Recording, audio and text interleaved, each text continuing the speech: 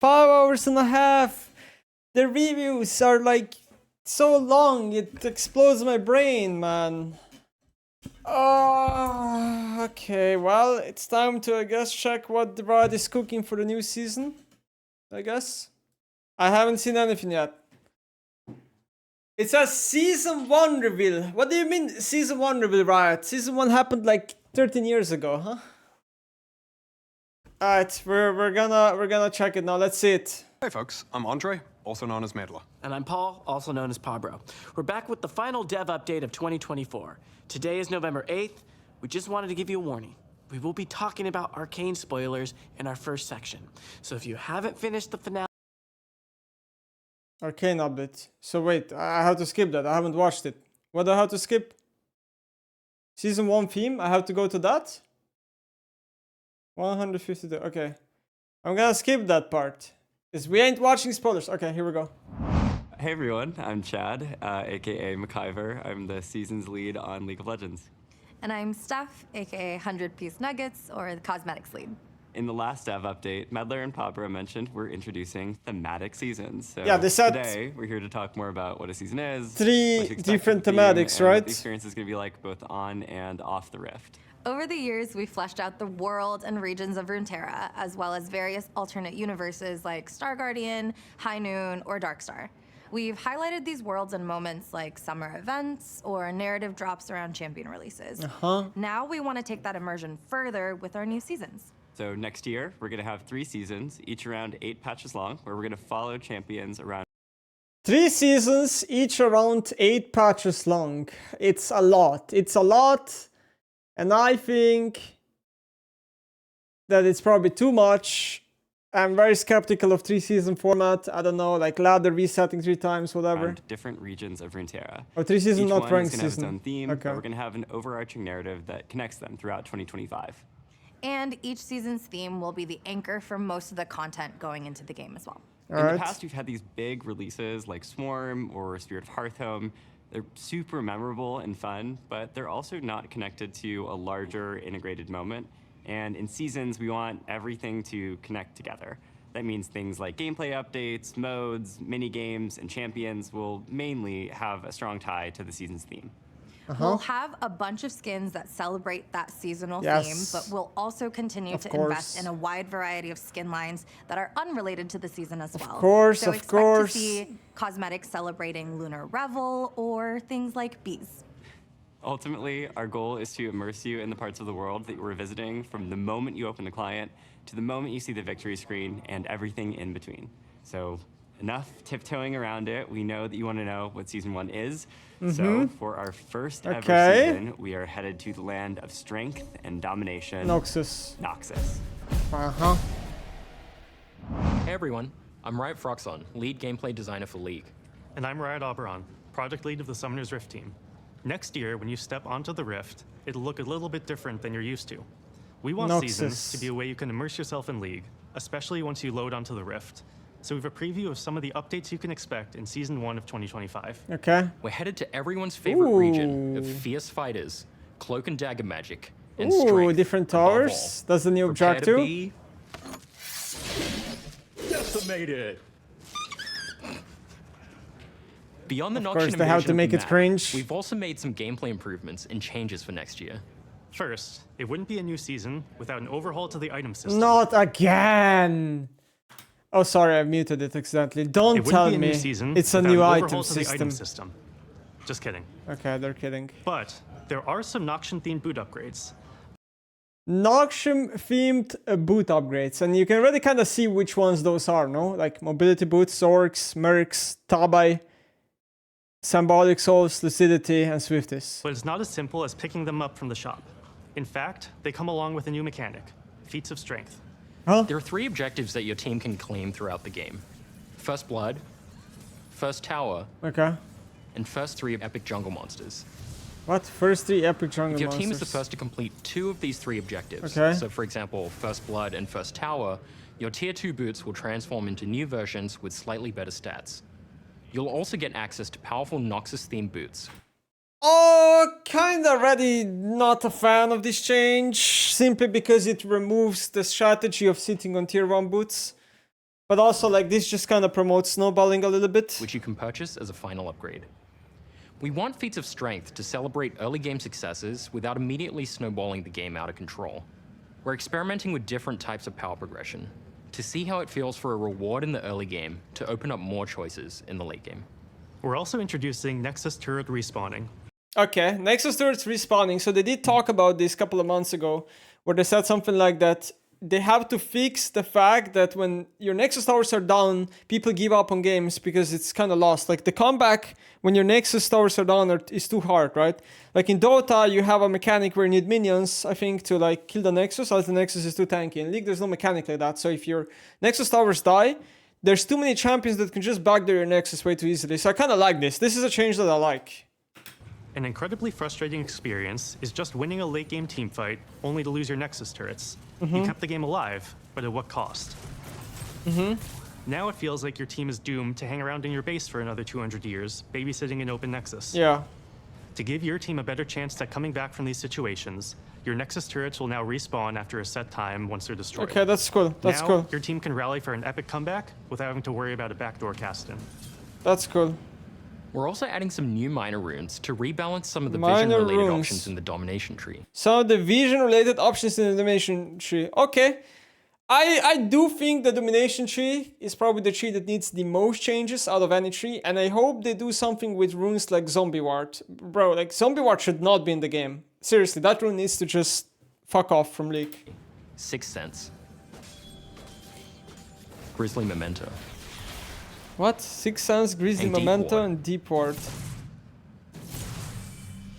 Why is a ward with 4 health bars? Huh? Normal ward with 4 health bars? As well as a new addition to the sorcery tree called Axiom Arcanist, which makes ultimates more powerful. Oh, wow. New addition to the sorcery tree called Axiom Arcanist, Axiom Arcanist, which makes ultimates more powerful. So that's like for champs that also want to pair it with Malignance, right? which makes ultimates more powerful. We also couldn't resist changing items just a little bit. So we're adding some small scope adjustments to tank items and adding a new item called Bloodletter's Curse. Bloodletter's Curse is an item that you could buy in Arena, I believe, and it gave you like health and AD, I think, or something. Well, new-ish. It'll look familiar if you've spent time in Arena. But if you haven't, No, Bloodletter's Curse was the AP Black Cleaver, I remember now. Bloodletter's Curse reduces the target's magic resistance from repeated spell hits, which is sort of like an AP version of Black Cleaver. Yeah.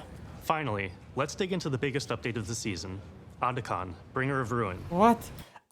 What? How is this pronounced? Finally, let's dig into the biggest update of the season, Atakhan. Atakhan. How do you... what? It reads so much differently. I don't get it. Bringer of Ruin. The new epic jungle monster is drawn to death and destruction. He will spawn only once at 20 minutes on either the top or bottom side of the map. Whichever Ooh, what a weird side has location. seen the most champion damage and kills by 14 minutes. Okay, which in most cases is going to be bot lane by default. He will spawn only once at 20 minutes, right? So that is, instead of Barn, this guy will spawn, or maybe Barn will spawn with him. But my problem with this is rather that it's flawed, I think. I really do think that this objective will just spawn on bot side of the map. In majority of cases, there's just no way, like, at least like in high elo specifically, bot lane has way more kills than top lane. This is already like a big flaw, I think. Top or bottom side of the map. I think they should have just made it random, like 50-50 chance. That would have been just better. Whichever side has seen the most champion damage and kills by 14 minutes. To signal where he'll make his entrance, Atakhan's arena will spawn, adding new permanent walls But then to again, that side of it's not that big of a problem. It's after minute 20 anyway, so laning phase is ending. signal where he'll make his entrance, Atakhan's arena will spawn, adding new permanent walls to that side of the map. Ooh, Wallace, okay. Atakhan's dark influence will also cause blood roses to grow periodically in the areas where champions have been killed. Okay. More death means more roses. Okay. Blood roses drop bloody petals for your entire team, which stack any number of times and last through the entire game. For each petal collected, your whole team gains a small experience and power boost. So if you see one, grab it. Okay. Atakhan has two forms. That seems like a brain dead version of Infernal Cinders, where they are permanent and you just want to keep killing them. Ruinous it's gonna be mega easy to do that, and supports are probably gonna be killing them a lot because supports have so much freedom to roam around the map, right? So, I don't know, weird. And voracious. Higher action games spawn Ruinous Atakhan, who you might want to fight up close and personal to avoid his constricting rings of damage, which creates the perfect chance for an ace and a steal. Okay. Killing Ruinous Atakhan grants bloody petals to the team who kills him and spawns a grove of blood roses in the area for anyone to collect. Okay. Voracious Atakhan spawns in lower action games. He does less damage to his enemies, but as his name implies, is hungrier. As his health gets lower, he gets an increasingly more powerful drain ability based on missing health. Okay. The team who takes down Voracious Atakhan gets a one-time rebirth buff, similar to Guardian One-time rebirth buff similar to Guardian Angel. So now you really have a reason. Gets a What? one-time rebirth. So wait, did I hear this correctly? All 5 champions get it? Bro, you can't give that to every 5 champions, guys. Are we... what are we doing? Whoa. Voracious Atakhan gets a one-time rebirth buff, similar to Guardian Angel. So now you really have a reason to it's force only that team one? fight. We're introducing Atakhan for a couple of reasons. First, unless you're T1, a 20-minute Baron is pretty tough to get. That's true. So we're moving Baron's spawn back to 25 minutes, okay. and providing another mid-game macro option in the form of Atakhan. Ooh. That is kinda... I don't dislike it, but I wonder if that makes games go a little bit more late game by default. But I think this could make sense. You have 5 minutes to take this objective down. And yeah, minute 20 Barons are very difficult, especially for some team comps. Like, some team comps can do them very easily and some can't. And yeah, because Baron damage got also buffed and stuff. Second, based on how Atakhan plays out each game, we hope to see more different and interesting game states in both mid and late game. And we feel that designing an objective whose spawn location, form, and rewards are decided by how you play should make each game of League feel more varied. Our goal is for every gameplay change to make League better. As we move to seasons, this remains the same, so these changes were designed for the long term. That said, we'll keep an eye on how they're landing and make adjustments if needed. But for now, Atakhan and all the other updates are here to stay for good. We can't wait to see how these go as you start your climbs next year. Okay. As part of building seasons, we took a look at how rewards would be part of the overall seasonal experience. That led us to updating our reward systems. That means things like event passes, champion mastery, honor rewards, etc. We felt that this was a great time to address some problems that have built up. We're going to dive into those details, so bear with us. First, over the years, these systems have become needlessly complex. With an excessive number of currencies, unnecessary steps to craft and claim rewards, overlapping loot types, we could go on. I've been given some key fragments that you have to then craft into a key that you pair with a chest, that you open up to get another key in a chest and some essence that you open up to get a skin shard that you pair with some orange essence or reroll to eventually get a random skin. That sort of level of unnecessary complexity going on. Secondly, those systems are all scattered throughout the client. What you can earn, how and where you can track it, etc. sucks. And third, events and the rewards being only sometimes available make some moments less rewarding to play League. So, here are some of the changes we're making.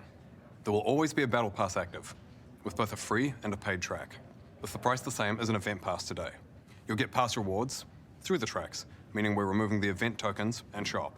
There will be 2 passes per season, with them tying into each season's thematic. That means most of the rewards will reflect what's going on in and around the game, and fewer random rewards. We'll have the same number of passes per year at 6, with a longer average duration per pass. We're also moving most of our scattered reward systems to the free track of those battle passes. So, most rewards will now be in one place, with systems like Honor and Champion Mastery feeding into the pass. For example, having a high Honor level will give bonus to pass experience earned. You can earn 12 skins per year with the free pass. Half of these skins will be themed to the season you unlock them in. We'll also be simplifying the loot and crafting system. Orbs will always be available, so Masterwork chests, for example, will get phased out since they serve such a similar purpose. Overall, we want the pass to be the core vessel for how you track and earn rewards. If you choose to buy the paid version, I'm not really we also sure want what's to be happening very here, clear because what I'm you're not getting and how to make the most of it. an expert in the loot Now, these elements have a ton of section. moving parts to them. There's a lot more details than what we've talked about just here.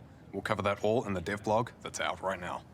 Switching gears a bit, want to talk about another change for next year that isn't quite tied to seasons, but instead by feedback from all of you. Ranked resets. These have been a topic of a lot of conversation in recent years, particularly when it comes to feelings around how often you want to restart your climbs, how fast a climb should be, what feels rewarding versus what feels like a grind, etc. And looking back, we don't think 12 resets a year has been the right call for League. So, we're moving to 6 per year. Okay, What? just kidding. Please, put down the pitchforks. We're going back to one large reset One at the start large of each reset. year, with no additional resets during the year. Okay. Rank system tuning in terms of the Nice. size of the January reset, the number of the games to climb on average, and other systems will be similar to the numbers we used back in 2022 and before. That said, there will still be 3 Victoria skins you can earn, 1 for each season. If you want to earn each skin, you will need to win 15 ranked games during that season. Again though, neither your visible rank nor your MMR will reset except in January. Next up, we want to chat about a potential replacement for quick play that we'll be trying in some regions. It's called Swiftplay, and it's meant to be a lower stakes experience than Summoner's Rift, though with more strategic elements than you'd find in, for example, ARAM. You'll still have the same core elements that you'd expect to find in a game of Summoner's Rift, you know, farming, snowballing, team fighting for objectives, etc. But with added changes to keep all players more competitive, like ramping gold and XP as the game goes on. Those changes won't make it so you can suddenly jump ahead of your opponent if you're 0 and 10, but they will make it so that even if you're down, you're never completely out of the game. The fact that Swiftplay is also less punishing when behind should also make the mode ideal for those of you looking to play with friends you wouldn't be willing to put your LP on the line for. As mentioned, Swiftplay will be rolling out in January to replace Quick Play in select regions, so we hope you'll give it a try and let us know what you think when it hits live. Okay. We also have a blog dropping today with more details, so be sure to check that out. And last, but hopefully not least, we've got some changes coming to the practice tool. Over the years, you've told us that it's a useful but This is somewhat gonna be limited good, way to get right? better at League. The Yes. most common desire we've seen people bring up is to practice with other players, whether it's in one-on-one Oh, duels that with is a friend so or on good. a full teamfight drill Finally. with a pre-made team. Practice Tool wasn't built with multiplayer in mind. Multiplayer practice tool. And we've had some cautions about how League could be a lot less fun if the optimal way to get better is to spend almost all your time in Practice Tool rather than playing real games. But we do think we've likely been too cautious here. So we're going to be giving multiplayer Practice Tool a try. You should see that on the PBE soon. Yeah, I It's an wonder. experimental feature, and we'll probably encounter an interesting range of bugs. That said though, we're looking into whether we can ship it as part of season start in January. And if that's not on track, we'll give you an update as to where it's up to. Before we wrap up, one last Okay, seasons one last thing. thing. We'll be changing up how we name patches to match seasons. So instead of patch 15.1 coming out in January, it'll be patch 25.s1.1, calling out the year, season, and patch number. What?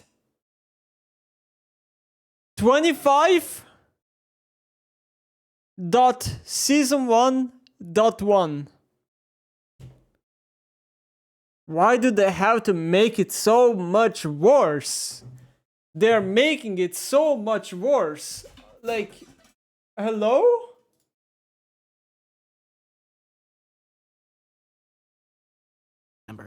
Season 2 will then kick off in patch 25.s2.1. You get the idea. Okay, that is it from us today.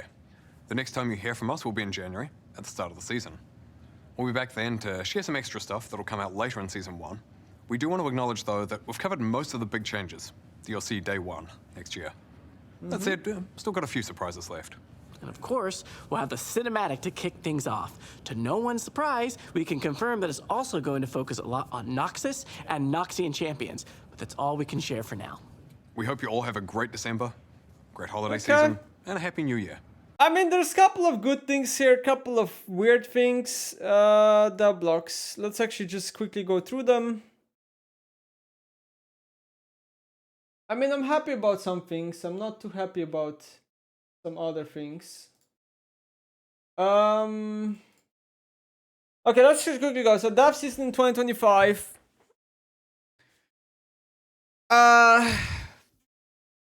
So yeah, this is where they talk about it's gonna be 2 acts, I guess, whatever.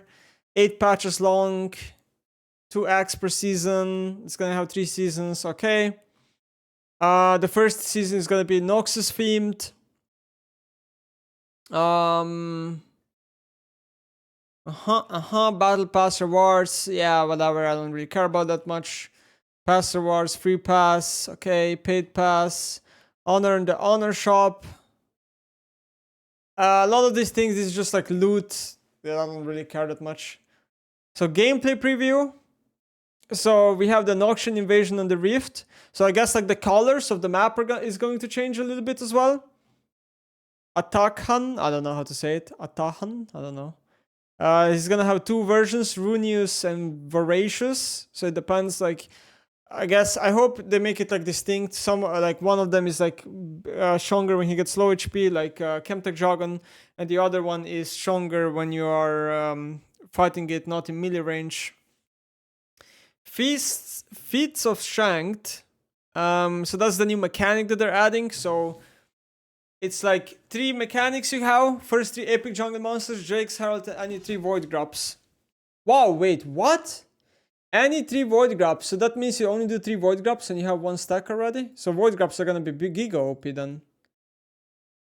They're gonna be Giga OP, if that's the case. Or maybe it's 3 to 1. No, okay, so... I mean, this one is gonna be hard, right? Because it's like, this one's gonna be hard because you need 3. But first blood and first tower, I mean, that's gonna be kind of easy, right? So you need to complete 2 of them, and then you'll have a buff that will give you a small bonus to any tier 2 boots. So it gives you +5 armor. After you complete 2 legendary items, a player on the feat winning team can spend gold to upgrade their boots to tier 3. Tier 3, 750 gold, 5 armor, 5 move speed, and a new unique passive. After taking physical damage from a champion, grants the owner a physical shield. Wow. Even Cassiopeia will get an upgrade for winning feats, even if snakes can't wear boots. Wow. So they're making it tier 3 upgrades and boots if you get that mechanic on. Respawning Nexus turrets, I'm a really big fan of that. Runes. Okay, we need to talk about runes. Okay, hold on. Axiom Arcanist will buff your ultimate ability damage, healing or shielding, and refund you some of the cooldown on takedowns. It will be replacing Nullifying Orb as it is intended to be caster's best friend. So you're choosing between Mana Flow or Axiom Arcanist. Okay, so depending on if your champion is very ultra reliant or if your champion needs mana. That's really cool though. But I still think a lot of people will probably take Mana Flow. But yeah, it's also a rune that like supports can take. Honestly, this kind of looks like a good support rune. No, like a Karma or something. Because supports have so much mana regen per 5 that Mana Flow is not needed on them in a lot of cases. Okay, Deep Ward makes stealth wards that you place in the enemy jungle deep, granting them +1 health and last 30 to 45 seconds long. Increase to 30 to -120 seconds for yellow trinket stealth wards. Beginning at level 11, stealth wards that you place in the river will also be considered deep and grant the respective bonuses. Okay, this to me just looks like a very broken rune for supports. Like what? And nobody else will take them. It's just a support rune. What am I missing here? This is literally just a rune designed for supports. 6 Sense automatically tracks a nearby enemy ward if you cannot already see it and track it. If you're a melee champion, it will have a 300 second cooldown with a 360 second cooldown for range users. Beginning at level 11, this rune will not only track the enemy ward, but it will also reveal it for 10 seconds, giving you a chance to take it out. While this rune honestly seems to be mega useless. I don't see a reason why anybody would ever take it. It's a 300 second cooldown. I mean, this is almost never up. This is completely useless. I don't get it. Last up, we have Grisly Mementos, which grants an infinitely stacking 5 trinket ability haste upon champion takedowns. In modes where this doesn't make sense, like ARAM, the user will gain 3 ultimate ability haste instead. Wait, what? Infinitely stacking. That is also mega OP. That is also insanely OP, because you will be able to get Sweeper to such a low cooldown, or even Yellow Trinket. I mean, that seems really overpowered as well. Wow, okay, I mean, these 2 runes, like, also, all these runes just seem to be support runes, again, right? Like, which role has, like, insanely high kill participation? I mean, support, like, of course. Yeah, So Eyeball Collector, Zombie Wart, and Ghost Spore will be gone, which were runes that gave you AP or AD, right? Adapt you, once you stack them up. Which to me feels like it's kind of like a nerf to solo lanes for the most part, because like a lot of times in Domination tree, like a lot of solo laners would rely on these runes, right? Like you're not happy about any of these runes really in solo lane, replacing those three. So like, I don't know, if your champion name is Akali and you're forced to play Electrocute, I mean, I don't think you're happy because you're forced to take not one of these three runes when you could have had like Eyeball Collection, for example. So yeah, I don't know. I think like, yeah, I think Electrocute is just a worse rune. Dark Harvest is just a worse rune. Like, it's just less reasons to take these runes, because then you're not forced to be Domination. But I think for support players, I think support players are probably going to take way more Domination, and what can happen is that, for example, Hex Splash is less used, right? Like, the support players go like Aftershock and into Domination now, and then they're not going to have Hex Splash anymore. Teleport has gotten more powerful as player skill and knowledge have increased. It doesn't have a clear weakness since the winning player in lane uses it to push to their advantage. Yeah. To accomplish this, Teleport will no longer instantly blink the champion after each channel. Now they will instead visually travel across the map, with Teleporting moving slower and Unleash Teleporting moving much quicker. This new mechanic allows us to tune how effective Teleport is at returning to lane in a way that doesn't feel as bad as nerfing its channel duration or range, while also ensuring it's still appropriately powerful later on. Wow! Now that early Teleport has a long travel time, we're introducing its early capabilities to target wards and minions, as there's more time to react to an incoming Teleport. In addition, Home Guards will now kick in the beginning of the game, although in a weaker state before 40 minutes. What? This is intended to reduce the difference in time it takes between walking back to lane and teleporting. But you guys already did that though, with the Home Guards after death and stuff.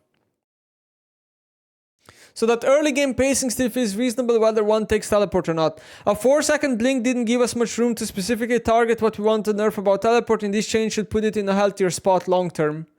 Guys, this is a massive nerf to teleport. Massive nerf to teleport. And I think... I don't know, man.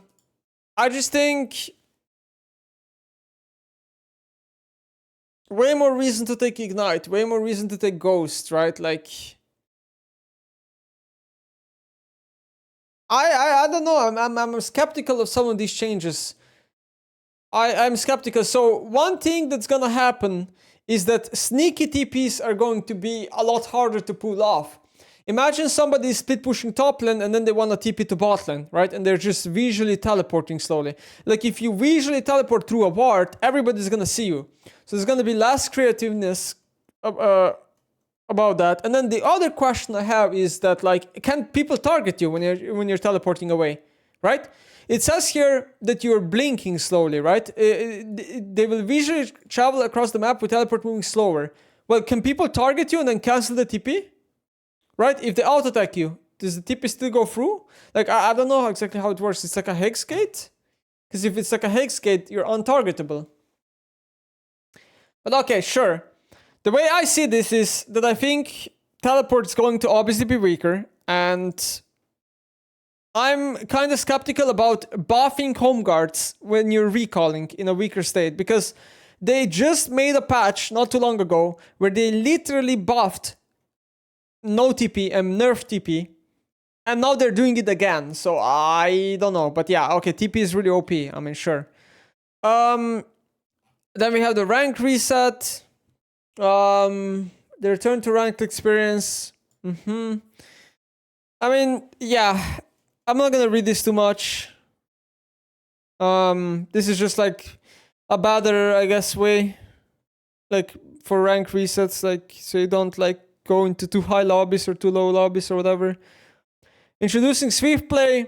Swiftplay will be a faster way to experience authentic Summoners Rift gameplay that's focused on letting all 10 players experience their champion fantasy within a game of League with the same skill test, but doesn't punish early game disadvantages. But isn't that just quick play? Almost all sources of golden experience give out increasingly more rewards. Okay, so you're going to basically farm gold and XP much faster. Players who have fallen way behind the curve will get the more golden experience from most sources. There's like a comeback mechanic. Players who are getting crushed will be worth much less gold. Most timing elements on the map have been accelerated. Turret platings will follow faster. Baron will spawn earlier. Only takes 3 elemental drakes to claim soul. Okay, so it's going to be a mega fast-paced League of Legends mode. And guess what? It's just a copy-paste from Dota 2. In Dota, you have a mode called Arcade, which is literally just what League is introducing. So it's just Dota Arcade now. I don't think this is bad. I honestly think this is probably a good decision. Turbo, yeah. This is a good decision for League, honestly, because like quick play has still its problems, you know. You don't get the role you kind of want a lot of times, and I think people surrender games really fast in quick play. But if you are playing ADHD game mode and you have like mechanics inbuilt that make you come back, and you're farming gold XP really hard, even if you fall behind early, maybe you're playing a late game champ, and then you're going to be. Yeah, but also another problem that I have is that I wonder if they're going to have to separately balance for this game mode, because I think late game champions are by default going to be OP, right? Champions that just scale with gold and XP are going to be way more OP because you get more gold and XP, right? So I don't know, playing Zilan is probably not going to be as valuable because the champ doesn't really use gold as much, or like, I don't know, some other character, you know? So this is going to be, I think, like I see a huge balance issue already here. Victor is receiving an update to art. Okay, cool. So this is like the seasons. 3 seasons, each one with their own thematic. I honestly think 3 is going to be too much. I think they should have done 2. But this is cool. Like Noxus first season, and then there's probably going to be like Demacia and I don't know, something else. This is cool though. 3 Victoria skins. Wow. I'm kind of surprised they're doing 3 Victoria skins because honestly, I think Victoria skins are really bad. I'm not a believer in them. I don't think there is almost any good Victoria skin. Kog'Maw is like a good skin, I guess. Victoria's Kog'Maw. I don't like their rename change of patches. I think it's awkward. I don't see a reason to do that. But yeah, that's it. All right, cool. Riot cooking for new season. Riot is cooking for new season, lads.